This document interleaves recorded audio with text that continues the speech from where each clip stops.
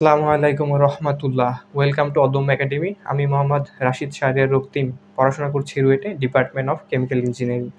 তোমাদের মধ্যে অনেকের স্বপ্ন বাংলাদেশের অন্যতম সেরা এবং সুন্দর কলেজ নটরডেম কলেজে ভর্তি হওয়ার। তো আজকের এই ভিডিওটাতে আমরা নটরডেম কলেজের ভর্তি প্রস্তুতি নিয়ে কথাবার্তা বলবো। আচ্ছা, নটরডেম কলেজে ভর্তি নেওয়া হয় তিনটা বিষয়ের উপর খেয়াল করে। সেটা হচ্ছে তোমার বোর্ড পরীক্ষার ফলাফল, লিখিত পরীক্ষা আর ভাইবা। তো বিগত বেশ কয়েক বছর ধরে দেখা যাচ্ছে যে কখনো ভাইবা নেওয়া হয়, কখনো ভাইবা নেওয়া হয় না। তোমাদের ক্ষেত্রে কি করা হবে, এটা যখন কলেজ থেকে বিজ্ঞপ্তি প্রকাশ করবে তখন ভালোভাবে বোঝা যাবে।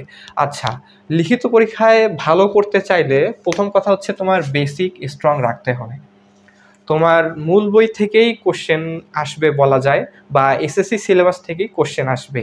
তোমার এসএসসি বইগুলোর সবগুলা টপিকসের কনসেপ্ট যদি ক্লিয়ার থাকে তাহলে তোমার জন্য লিখিত পরীক্ষায় ভালো করা সহজ হয়ে যাবে, অন্যথায় লিখিত পরীক্ষায় ভালো করা তোমার জন্য কঠিন হয়ে যাবে। তো মূল বইয়ের কোনো টপিকসের যদি তোমার কনসেপ্ট ক্লিয়ার না থাকে তাহলে পরীক্ষা হওয়ার আগেই কনসেপ্টটা ক্লিয়ার করে নেওয়া জরুরি। আচ্ছা, এখানে কোশ্চেন আসতে পারে যে ভাইয়া কোন কোন বিষয়ের উপর পরীক্ষা হয়। তো মূলত এই বিষয়গুলোর উপরেই পরীক্ষা হয়। তো এর মধ্যে এই চারটা বিষয়ে অবশ্যই কোশ্চেন আসবে। কোনো কোনো বছর দেখা যায় বাকি সাবজেক্টগুলো থেকে কোশ্চেন আসতে পারে, নাও আসতে পারে, তবে মূলত এই বিষয়গুলোর উপরে পরীক্ষা নেওয়া হয়। আচ্ছা, তোমার যদি কনসেপ্ট ক্লিয়ার থাকে তাহলে তুমি যেটা করতে পারো সেটা হচ্ছে একটা কোশ্চেন ব্যাংক সংগ্রহ করা। কোশ্চেন ব্যাংক থেকে যদি কোশ্চেন রিপিট হওয়ার সম্ভাবনা কম, তারপরও কোশ্চেন ব্যাংক থেকে তুমি আইডিয়া পাবা যে কোন ধাঁচের কোশ্চেন আসে। আচ্ছা, এখানে প্রশ্ন আসতে পারে যে ভাইয়া নটরডেম কলেজে কোন প্যাটার্নে কোশ্চেন হয়। এটা আসলে ফিক্সড না, এক এক বছর এক এক প্যাটার্নে কোশ্চেন হয়। যেমন কোনো কোনো বছর শুধু এমসিকিউ, কোনো কোনো বছর শুধু হচ্ছে সিকিউ, কোনো কোনো বছর এমসিকিউ প্লাস শর্ট কোশ্চেন। তো আমাদের সময় হচ্ছে এমসিকিউ প্লাস শর্ট কোশ্চেন আসছিল। কোশ্চেন ব্যাংক থেকে তুমি ওভারঅল আইডিয়া পাবা যে কোন ধাঁচের কোশ্চেন আসতে পারে। এরপর তুমি যেটা করতে পারো সেটা হচ্ছে প্র্যাকটিস করা বেশি বেশি। পদার্থ, রসায়ন, উচ্চতর গণিত, গণিতে আমরা জানি ম্যাথ আছে। তো এই ম্যাথগুলা কোনো কোনোটা হচ্ছে একটু ট্রিক্স খাটায় করা যায়। তো এই ট্রিক্স খাটায় কিভাবে করা যায় এটা আগে থেকেই বেশি বেশি প্র্যাকটিস করতে হবে। আর ইংরেজিতেও যদি ভালো করতে চাও তাহলে তোমাকে আগে থেকে একটু প্র্যাকটিস করতে হবে। তোমার যদি কনসেপ্ট ক্লিয়ার থাকে, তোমার যদি প্র্যাকটিস বেশি থাকে, তাহলে তোমার জন্য পরবর্তী কাজ হবে পরীক্ষার হলে কনফিডেন্স না হারানো আর নার্ভাস না হওয়া। তো প্রতি বছর দেখা যায় যে 30 থেকে 40 হাজার শিক্ষার্থী পরীক্ষা দেয় নটরডেম কলেজে। তো এতগুলা স্টুডেন্ট প্লাস গার্ডিয়ান সব মিলে একটু নার্ভাস হওয়াটা স্বাভাবিক, তবে কনফিডেন্স হারানো যাবে না।